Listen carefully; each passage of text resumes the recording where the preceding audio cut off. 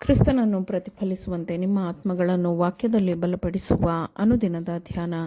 ಇಂದಿನ ಧ್ಯಾನದ ಶೀರ್ಷಿಕೆ ಇತರರಿಗೆ ಬೆಳಕಿನ ಕಿರಣಗಳನ್ನು ಪ್ರತಿಫಲಿಸುವುದು. ಈ ದಿನದ ದೇವರ ವಾಕ್ಯ, ನಾವು ಪರಸ್ಪರ ಹಿತಚಿಂತಕರಾಗಿದ್ದು ಪ್ರೀತಿಸುತ್ತಿರಬೇಕೆಂತಲೂ ಸತ್ಕಾರ್ಯ ಮಾಡಬೇಕೆಂತಲೂ ಒಬ್ಬರನ್ನೊಬ್ಬರು ಪ್ರೇರೇಪಿಸೋಣ. ಇಬ್ರಿಯರಿಗೆ 10ನೇ ಅಧ್ಯಾಯ 24ನೇ ವಚನ. ಕ್ರೈಸ್ತೀಯ ಯಾತ್ರಿಕರು ಕತ್ತಲೆಯಲ್ಲಿ ನಡೆಯಬೇಕೆಂದು ಅವರನ್ನು ಬಿಟ್ಟು ಬಿಡಲಾಗಿಲ್ಲ. ಯೇಸು ದಾರಿ ತೋರಿಸುತ್ತಾನೆ. ಆತನನ್ನು ಹಿಂಬಾಲಿಸುವವರು ಆತನ ಪ್ರಸನ್ನತೆಯ ಸೂರ್ಯ ಬೆಳಕಿನಲ್ಲಿ ನಡೆಯುತ್ತಾರೆ. ಯಾತ್ರಿಕನು ನಡೆಯಬೇಕಾದ ಹಾದಿಯು ಸ್ಪಷ್ಟವಾಗಿಯೂ ಸಮರ್ಪಕವಾಗಿಯೂ ವ್ಯಾಖ್ಯಾನ ಮಾಡಲ್ಪಟ್ಟಿದೆ. ಪ್ರತಿಯೊಬ್ಬ ನಿಜವಾದ ಕ್ರೈಸ್ತನ ಜೀವನವನ್ನು ನಿರೂಪಿಸುವ ಸತ್ಕಾರ್ಯಗಳನ್ನು ಸಾಧ್ಯವಾಗಿಸುವ ನೀತಿಯು, ಅಂದರೆ ಕ್ರಿಸ್ತನ ನೀತಿಯು, ಅವನ ಮುಂದೆ ಹೋಗುತ್ತದೆ. ದೇವರು ಅವನ ಹಿಂದೆ ಇರುತ್ತಾನೆ. ಕ್ರಿಸ್ತನು ಬೆಳಕಿನಲ್ಲಿ ಇರುವಂತೆ ಅವನು ಬೆಳಕಿನಲ್ಲಿ ನಡೆಯುತ್ತಾನೆ. ಅವನು ಕ್ರೈಸ್ತೀಯ ಪ್ರಯಾಣದಲ್ಲಿ ಮುಂದುವರಿಯುವಾಗ ಇತರರೂ ತನ್ನೊಂದಿಗೆ ಪ್ರಯಾಣಿಸಬೇಕು ಎಂಬ ಶ್ರದ್ಧೆಯ ಪ್ರಯತ್ನದೊಂದಿಗೆ ನಂಬಿಕೆಯನ್ನು ಸೇರಿಸುತ್ತಾನೆ. ಕ್ರಿಸ್ತನ ಪ್ರಸನ್ನತೆಯ ಬೆಳಕನ್ನು ಅವನು ನಿರಂತರವಾಗಿ ಹೊಂದಿಕೊಳ್ಳುತ್ತಾ ತನ್ನ ಉತ್ತೇಜನದ ಮಾತುಗಳ ಮೂಲಕ ಮತ್ತು ಸ್ವಾರ್ಥ ನಿರಾಕರಣೆಯ ಕಾರ್ಯಗಳ ಮೂಲಕ ಆ ಬೆಳಕನ್ನು ನಿರಂತರವಾಗಿ ಇತರರಿಗೆ ಪ್ರತಿಫಲಿಸುತ್ತಾನೆ. ಅವನು ದೇವರಾಜ್ಞೆಗಳಿಗೆ ವಿಧೇಯನು ಎಂಬ ಗುರುತನ್ನು ಹೊಂದಿರುತ್ತಾನೆ. ನಿತ್ಯ ಜೀವಕ್ಕೆ ನಡೆಸುವ ಮಾರ್ಗವನ್ನು ಅನುಸರಿಸದವರಿಂದ ಅದು ಅವನನ್ನು ಪ್ರತ್ಯೇಕಿಸುತ್ತದೆ. ಬೆಳಕಿನಲ್ಲಿ ನಡೆಯುವವನು ತನ್ನ ಜೊತೆಯ ಯಾತ್ರಿಕರು ಪ್ರೀತಿ ಮತ್ತು ಸತ್ಕಾರ್ಯಗಳಲ್ಲಿ ತೊಡಗಿಸಿಕೊಳ್ಳಬೇಕು ಎಂದು ಅವರನ್ನು ಪ್ರೇರೇಪಿಸಲು ಅವನು ಅಪೊಸ್ತಲರ ಉಪದೇಶಕ್ಕೆ ಕಿವಿಗೊಡುತ್ತಾನೆ.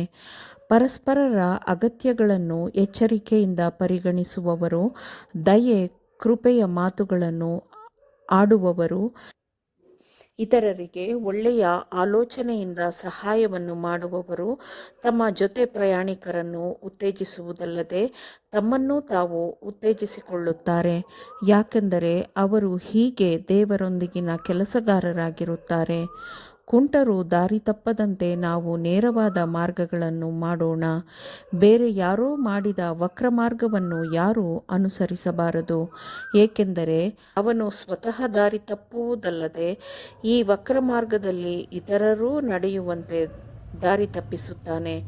ನಿಮಗಾಗಿ ನೀವು ವಿಧೇಯತೆಯ ಮಾರ್ಗದಲ್ಲಿ ನಡೆಯಬೇಕೆಂದು ದೃಢಚಿತ್ತದಿಂದಿರಿ. ನೀವು ಸರ್ವಶಕ್ತನ ವಿಶಾಲವಾದ ಗುರಾಣಿಯಡಿಯಲ್ಲಿ ನಿಂತಿದ್ದೀರಿ ಎಂದು ಖಚಿತವಾಗಿ ತಿಳಿದುಕೊಳ್ಳಿರಿ. ನಿಮ್ಮ ಜೀವನದಲ್ಲಿ ಯೆಹೋವನ ಗುಣಸ್ವಭಾವಗಳು ಪ್ರಕಟವಾಗಬೇಕು ಮತ್ತು ನಿಮ್ಮ ಗುಣಸ್ವಭಾವವು ದೈವ ಸ್ವಭಾವದ ಹೋಲಿಕೆಯ ಪ್ರಕಾರ ರೂಪುಗೊಳ್ಳಬೇಕು. ಇವುಗಳನ್ನು ಸಾಧಿಸಬೇಕು ಎಂದು ಅರಿತುಕೊಳ್ಳಿರಿ. ಎಲ್ಲದರ ಮೇಲೆ ಮುಖ್ಯಸ್ಥನಾಗಿರುವವನ ಮಾರ್ಗದರ್ಶನಕ್ಕೆ ನಿಮ್ಮನ್ನು ಒಪ್ಪಿಸಿಕೊಡಿರಿ. ಬೆಳಕಿನ ಬಗ್ಗೆ ಮಾತನಾಡಿರಿ, ಬೆಳಕಿನಲ್ಲಿ ನಡೆಯಿರಿ.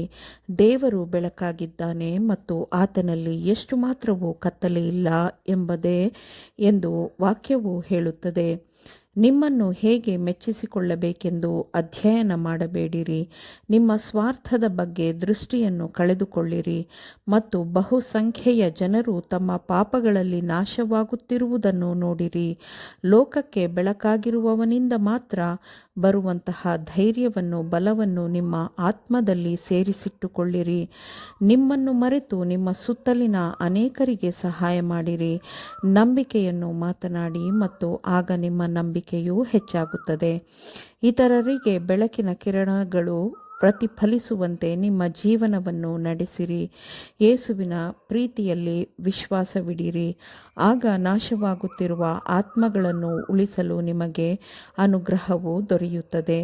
ನೀತಿವಂತರ ಮಾರ್ಗವು ಮಧ್ಯಾಹ್ನದವರೆಗೂ ಹೆಚ್ಚುತ್ತಾ ಬರುವ ಬೆಳಕಿನಂತೆ ಎಂದು ವಾಕ್ಯವು ಹೇಳುತ್ತದೆ. ಹಾಗೆಯೇ ನಿಮ್ಮ ಮಾರ್ಗವು ನೀತಿಯ ಮಾರ್ಗದಂತೆ ಇರುತ್ತದೆ. ಆಮೇನ್. ದೇವರ ವಾಕ್ಯಗಳನ್ನು ಶ್ರದ್ಧೆಯಿಂದ ಆಲಿಸುವವರು ಮಾತ್ರವೇ ಆಗಿರದೆ ಪಾಲಿಸುವವರು ಆಗಬೇಕೆಂದು ನಿಮ್ಮನ್ನು ಉತ್ತೇಜಿಸುತ್ತೇನೆ. ಪರಿಶುದ್ಧಾತ್ಮನ ಸಹಾಯದಿಂದ ಆಲಿಸಿದ ನಿಮ್ಮೆಲ್ಲರಿಗೂ ಧನ್ಯವಾದಗಳು. ಮತ್ತೆ ದೈನಂದಿನ ಧ್ಯಾನಕ್ಕಾಗಿ ನಾಳೆ ಸಂಧಿಸೋಣ. ಆಮೇನ್.